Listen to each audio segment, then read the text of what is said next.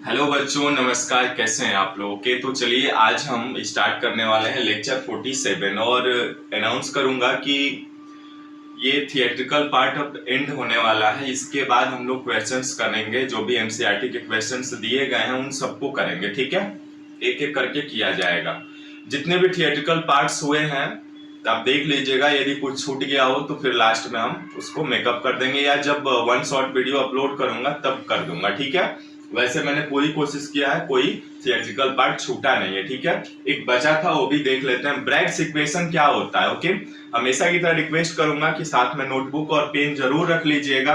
Okay, और please channel को subscribe, like और शेयर जरूर कर लीजिए। ओके गाइस, मेहनत करिए क्योंकि मैं आपके लिए मेहनत कर रहा हूं, क्योंकि जल्द से जल्द सिलेबस कंप्लीट हो। ओके, तो ऑलमोस्ट हम लोग फर्स्ट चैप्टर्स हम कंप्लीट करने वाले हैं, बस क्वेश्चंस रह गए, न्यूमेरिकल जो भी है वो सबको कराऊंगा। ठीक है, तो चलिए, ब्रैग इक्वेशन क्या होता है? ब्रैग इक्वेशन एक ऐसा इक्वेशन है जहां से हम किसी भी सेंटर के बीच के एटम के सेंटर के बीच की दूरी को ज्ञात करते हैं, है ना? उसे हम ब्रैग इक्वेशन कहते हैं। ब्रैग इक्वेशन का फार्मूला होता है 2d sine theta. 2d sine theta is equal to n lambda. ठीक है, देखिएगा ध्यान से, 2d sine theta is equal to n lambda. अब यहाँ पे d क्या है? डिस्टेंस है ना? यानी इसको हम कहते हैं, ये 2d साइन थीटा ही हमारा 2d साइन थीटा जो है वो क्या है? पाथ डिफरेंस है। पाथ डिफरेंस है ना? देखिएगा ध्यान से, पाथ डिफरेंस किसको कहते हैं उसे हम देखेंगे। पाथ डिफरेंस यानी जो पथ का डिफरेंस होता है उसे कहते हैं। ठीक है, डी दूरी है उनके बीच, एटम के सेंटर के बीच। एन क्या है आपका? जो लेमडा है वो लेमडा क्या है? आपका वेवलेंथ है। लेमडा जो है वो वेवलेंथ है। ठीक है, और एन क्या है? ऑर्डर ऑफ डिफ्रैक्शन है। ऑर्डर ऑफ डिफ्रैक्शन है ना? देखिए, ऑर्डर ऑफ डिफ्रैक्शन का मतलब क्या होता है कि जब भी कोई, मान लीजिए वस्तु है, इस पे प्रकाश की किरण आएगी तो जिस एंगल से आएगी उसी एंगल से वो क्या होती है? रिफ्लेक्ट होकर के निकल जाती है ना? तो वो ऑर्डर ऑफ डिफ्रैक्शन को कहते हैं हम एन। और यहाँ पे जो है लेमडा का मान हमेशा पॉजिटिव लेते हैं, यानी n is equal to 1 2 3 4 and so on. ठीक है, इस तरह से लेते हैं। इसे ही हम कहते हैं Bragg's equation 2d sin theta is equal to n lambda. अब चूंकि इसकी आवश्यकता क्यों पड़ी, तो देखते हैं कि जब भी हमारे किसी भी सॉलिड के अंदर के स्ट्रक्चर को हम देखना चाहते हैं, या सिंपल सा उदाहरण एक देता हूं मैं आपको कि मान लीजिए डॉक्टर के पास हम जाते हैं तो कुछ पथरी वगैरह, भगवान ना करे किसी को, बट यदि हो भी जाता है तो आप जाते हैं डॉक्टर के पास, तो डॉक्टर क्या कहता है? आप एक्सरे करा करके लाइए। तो एक्सरे के पास जाते हैं तो एक्सरे क्या करता है? एक्सरे जो है आपके बॉडी के अंदर का स्ट्रक्चर दिखा देता है ना, छाप देता है उस फोटो पे, है ना? तो इसीलिए यहाँ पे हम उस एक्सरे की वेवलेंथ को की सहायता से इनकी दूरी ज्ञात करेंगे। जैसा कि ठोसों में भी ऐसे ही होता है, अंदर के क्रिस्टल स्ट्रक्चर को देखने के लिए हम लाइट का रिफ्लेक्शन करा आपका डालते हैं उस पे और वो रिफ्लेक्ट करके निकलती है। तो हम ट्रिग्नोमेट्रिक फंक्शंस की सहायता से ब्रैग्स इक्वेशन निकाल सकते हैं। ठीक है, अब जैसे देखिए, मान लीजिए हमारे पास कोई सा एक लेयर है। ठीक है, यानी यहाँ पे हमने क्या किया, यहाँ पे एक मैंने इसकी संरचना बनाई। ठीक है, ध्यान से देखिएगा, इनके एटम्स जो है ये एकदम डिसिप्लिन ऑर्डर में अरेंज है। किसी क्रिस्टल, किसी सॉलिड का ये क्रिस्टल बना रहा हूं मैं, और आप जानते हैं कि जो इनके एटम्स होते हैं, कंस्टिट्यूएंट पार्टिकल्स होते हैं, वो डिसिप्लिन ऑर्डर में क्या होते हैं? अरेंज्ड होते हैं।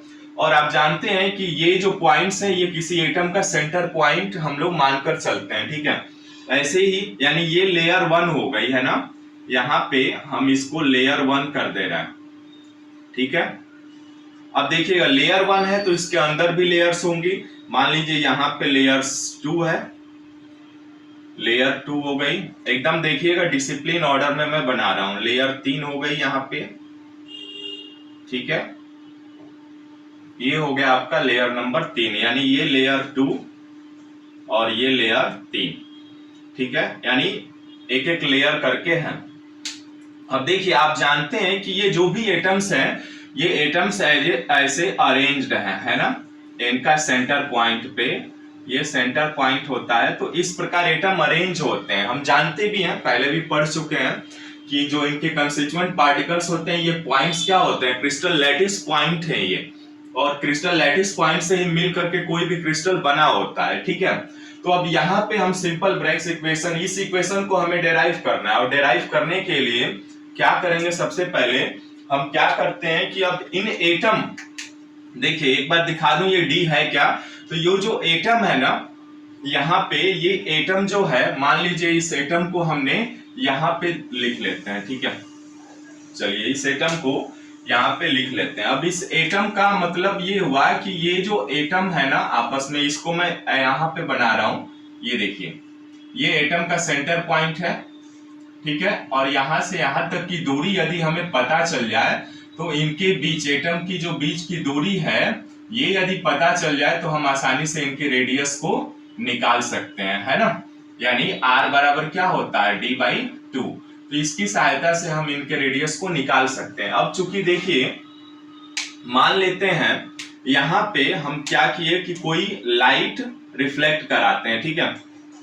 यहाँ पे एक लाइट रिफ्लेक्ट कराया हमने, ठीक है। अब ये लाइट यहाँ पे आया, इस पॉइंट से टकरा करके क्या होती है, वैसे ही लौट जा रही है, ठीक है, यहाँ पे टकरा करके लौट गई। अब क्या किया हमने, देखिए ये थीटा एंगल से आ रही है। अब दूसरा भी रेज हमने, अब ये देखिए इसकी वेवलेंथ हमने मान लिया कम है, ये आगे तक नहीं जा पाई, इसके अंदर नहीं गई, तो यहीं से टकरा करके वापस चल गई। अब दूसरी लाइट हम इसी पे क्या करते हैं, डालते हैं, देखिए दूसरी लाइट डाले हमने, तो ये मान लीजिए ये आपका यहां से अंदर तक जाता है, यहाँ अंदर पे जाता है, और यहां से आपका रिफ्लेक्ट होकर के ये बाहर निकल जाता है, ठीक है, ये हमारा हो गया, यानी ये वेवलेंथ अधिक हुई तो ये इस सॉलिड के अंदर तक गई। अब चूंकि देखिए मान लीजिए इस लाइन को हम मिला दे रहे हैं, इसको मिला दे रहे हैं, ठीक है, ध्यान से देखिएगा, आपके सामने ही सब बना रहा हूं, तो ऐसा ना हो कि क्लियर ना हो, एकदम अच्छे से समझिएगा, बहुत क्वेश्चंस आते हैं इस पे न्यूमेरिकल। और इनके बीच की दूरी हमने मान लिया ये क्या है, डी है, ठीक है, यानी एटम के बीच की दूरी डी है। अब चूंकि ये जिस एंगल से गया मान लिया हमने ये थीटा एंगल से गया, तो जब जिस एंगल से आया उसी एंगल से जाएगा ना, उतना ही एंगल बनेगा, थीटा भी बनेगा, ठीक है। अब हम क्या करते हैं कि इसको, ये इक्वेशन लाना है, डिराइव करने के लिए इसको थोड़ा पीछे तक हम खींच लेते हैं, ठीक है, देखिएगा ध्यान से, यानी पीछे तक हमने इस पे परपेंडिकुलर कर दिया, परपेंडिकुलर किया, तो देखिए ये वाली जो एंगल है, ये पूरी एंगल कितनी है, 90 डिग्री है ना, और यहाँ पे तो ये वाली एंगल कितनी हो जाएगी, 90 माइनस थीटा हो जाएगा ना, देखिएगा ध्यान से, ये वाली एंगल जो है वो 90 माइनस थीटा हो जाएगा। अब जब इसको हमने पीछे तक डेराइव किया, परपेंडिकुलर किया, तो इससे भी यहाँ पे हमने परपेंडिकुलर कर दिया। अब देखिएगा ध्यान से कि ये जो है, अब यहाँ पे ये रेज और ये रेज यहाँ तक तो समान दूरी तय की है ना, लेकिन ये यहाँ से अधिक, यानी ये जो पाथ डिफरेंस है, ये वाली जो है ईसा, ये पाथ डिफरेंस कहलाती है, ये यहाँ तक चल करके जितनी दूरी तय की। मान लीजिए इसको हम नाम दे दे रहे हैं, यहाँ पे बी नाम दे दे रहा हूं, ये ए है आपका, ये आपका सी है, और ये आपका डी है, ठीक है। तो वही पाथ डिफरेंस यानी एडी और डीसी का मान निकालना है। अब देखिएगा बच्चों, यहां से यहां भी परपेंडिकुलर करेंगे तो इनके बीच की ये दूरी कितनी है, डी है, क्योंकि आपने माना है, देखिए ये डी है। अब देखिए ये एक ट्राइएंगल बन गया, ए डी बी, ये ट्राइएंगल बन गया, और ये ट्राइएंगल और ये वाला ट्राइएंगल दोनों समान होंगे, है ना, यानी ये आपका ये एडी बराबर होगा डीसी के, है ना। तो यहाँ पे चूंकि हम देखेंगे तो ये वाले ट्राइएंगल को मैं थोड़ा सा अलग ले रहा हूं, ठीक है, देखिएगा यानी ये वाली ट्राइंगल कुछ इस प्रकार है, देखिएगा यहां से यहां तक, है ना। यानी ये है आपका बी, ये है आपका डी और ये है आपका ए, ठीक है। ये एंगल कितना है, देखिएगा ये एंगल कितना है आपका, ये वाली एंगल जब थीटा है तो ये भी एंगल क्या होगा, थीटा ही होगा, यानी ये थीटा हो गया, ठीक है। और यही वो पाथ डिफरेंस है ना। और बीडी की दूरी कितनी है, आपने डी माना हुआ है ना। तो अब देखिए यहाँ पे आप आसानी से निकाल सकते हैं, क्या, यहां से साइन थीटा लगा करके आप निकाल लीजिए। कैसे निकालेंगे, देखिए यहां साइन थीटा बराबर क्या हो जाएगा, एडी बाई बीडी, ठीक है। ये हो जाएगा ना, लंबाई कर्ण से लाल बटे कक्का से हो जाता है, ठीक है। यानी एडी बराबर क्या हो जाएगा आपका, एडी बराबर बीडी साइन थीटा हो जाएगा ये। अब चूंकि बीडी का मान कितना है, डी, तो डी साइन थीटा, यानी एडी बराबर हमें क्या मिल गया, डी साइन थीटा मिल गया, ठीक है। अब देखिए आगे, यहां पे जब एडी बराबर डी साइन थीटा हो गया तो हम क्या कर सकते हैं, ये डीसी भी बराबर होगा ना, यानी चूंकि एडी बराबर क्या होगा, एडी बराबर डीसी होगा, एडी बराबर डीसी, यानी ये बराबर होगा किसके, डी साइन थीटा के, ठीक है ना। यहां तक क्लियर हुआ मैसेज, ठीक है। अब यहाँ पे देखिए, अब यहां तक आपने निकाल लिया कि एडी का मान कितना, क्लियर दिखाई दे रहा है ना, एक बार मैं देख लेता हूं, ठीक है। ओके, क्लियर चल रहा है सब कुछ, ठीक है। अब यहाँ पे देखिए एडी बराबर डीसी बराबर डी साइन थीटा हमने डेराइव कर लिया। तो अब क्या करना है, हमें पाथ डिफरेंस निकालना है ना, पाथ डिफरेंस यानी एडी प्लस डीसी यहाँ पे लिख लेंगे, इसलिए पाथ डिफरेंस यानी इनके बीच की दूरी क्या हो जाएगी, एडी प्लस डीसी हो जाएगी, क्लियर है, एडी प्लस डीसी। अब एडी प्लस डीसी यानी दोनों ही क्या है, यानी D sine theta plus D sine theta, यानी ये कितना आ जाएगा, पाथ डिफरेंस जो है ये 2d साइन थीटा आ जाएगा, है ना। 2d साइन थीटा आ गया। अब देखिए 2d साइन थीटा आ गया, तो अब यहां से इनका अब निकालेंगे। तो अब देखिए कंस्ट्रक्टिव डिफरेंस, कंस्ट्रक्टिव इंटरफेरेंस के लिए जैसे ये रेज गई वैसे ही निकली भी, जैसे गिरी और वैसे ही रिफ्लेक्ट हो रही है। तो कंस्ट्रक्टिव आपका रिफ्लेक्टिव के लिए आप क्या करेंगे, यहाँ पे वेवलेंथ का जो मान होना चाहिए वो क्या होना चाहिए, इंटीजर होना चाहिए, सॉरी इंटीजर नहीं, यानी हाँ इंटीजर होना चाहिए, ठीक है। यानी n का मान 1 2 पॉजिटिव में आना चाहिए, ठीक है। नेचुरल नंबर्स बोल सकते हैं इसको, इंटीजर बोलना गलत होगा, ठीक है। तो अब यहाँ पे हम लिख सकते हैं कि for constructive interference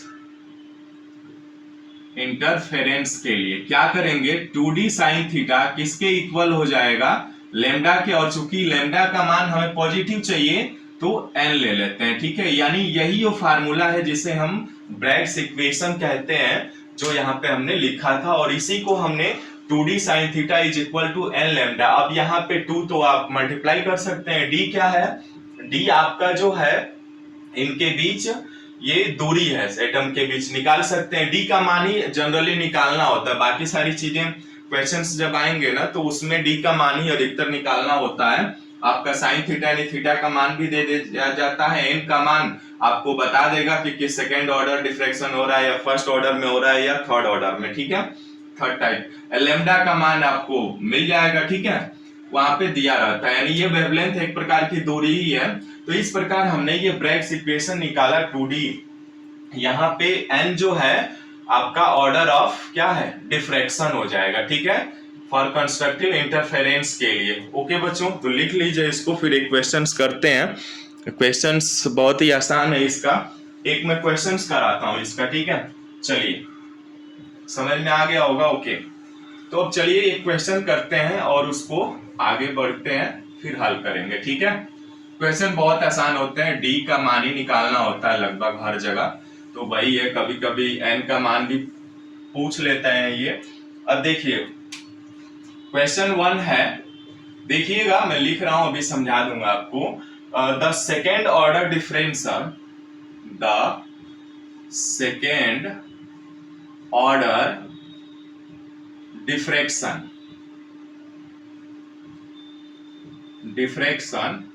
second order diffraction of x-ray with lambda is equal to 1 angstrom from a set of plane in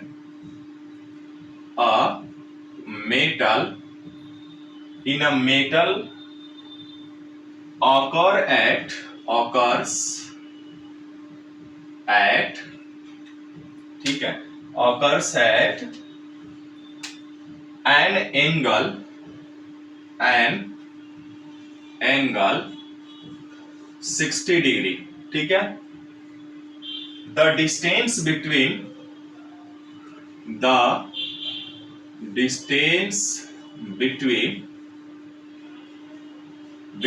ठीक है, the distance between the scattering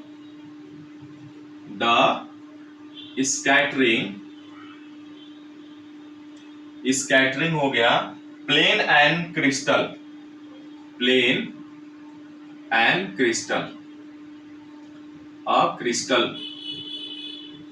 crystal, ठीक है, ओके।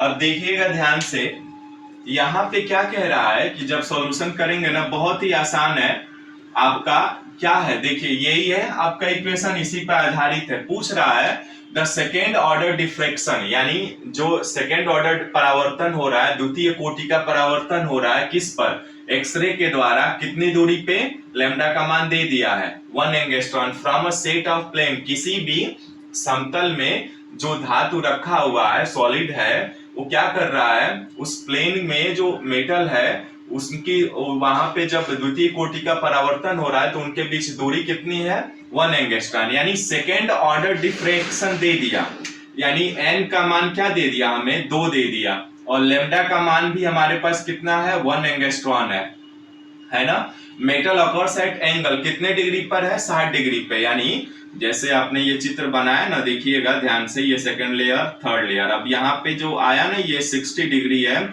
और इनके बीच की जो दूरी है ना वो बच्चों अलग है ना, यहाँ पे 1 एंगस्ट्रॉम दे रहा है, ठीक है, सेम ही है जैसे अभी हमने डिराइव किया था, सेम है। अब यहाँ पे ये आ गया n का मान, लैम्डा का मान हो गया, ठीक है। अब चूंकि d का, थीटा का मान भी दे दिया है ना, थीटा का मान कितना है, 60 डिग्री, तो अब रख लीजिए इसको, यानी 2d sine theta is equal to n lambda.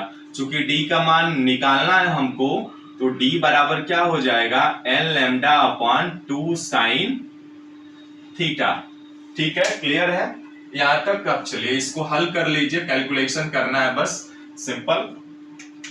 जैसे ही आप इसको हल करेंगे, देखिए d बराबर, अब यहाँ पे d, n का मान कितना है, n लैम्डा, n का मान कितना निकाला आपने, अभी दिया भी है 2 है ना, और लैम्डा का मान कितना है, 1 एंगस्ट्रॉम, यानी 1 गुणे 10 इनवर्स 10 मीटर हो जाता है, ठीक है, और बाई 2 साइन थीटा, यानी साइन 60 का मान कितना होता है, √3/2 होता है, ये 2 से 2 कैंसिल हो जाएंगे, यानी 10 इनवर्स 10 बाई, ये साइन 60 का मान √3/2 आ जाएगा, यानी इसको आप हल करेंगे d बराबर, तो ये आ जाएगा 2/√3 इंटू 10 इनवर्स 10, ऐसे आप एंगस्ट्रॉम में ही आ जाएगा, तो आप निकालेंगे ना तो ये आएगा लगभग 1.15 आर्मस्ट्रॉन, ठीक है।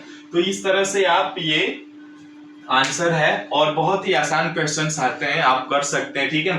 तो ओके गाइस, अभी तक हमने जो हमारा थिएट्रिकल पार्ट था वो फिनिश हो गया है, ठीक है। डिस्क्रिप्शन में लिंक है, आप वहां से देख सकते हैं, या आपके प्लेलिस्ट में भी वीडियोज अवेलेबल है, वहां से आप सारी चीजें देख सकते हैं, ठीक है। अब हम लोग करने वाले हैं जो भी एनसीईआरटी के क्वेश्चंस हैं आपके, उन सारे क्वेश्चंस को हम लोग करेंगे, फिर नेक्स्ट चैप्टर पे मूव किया जाएगा, ठीक है।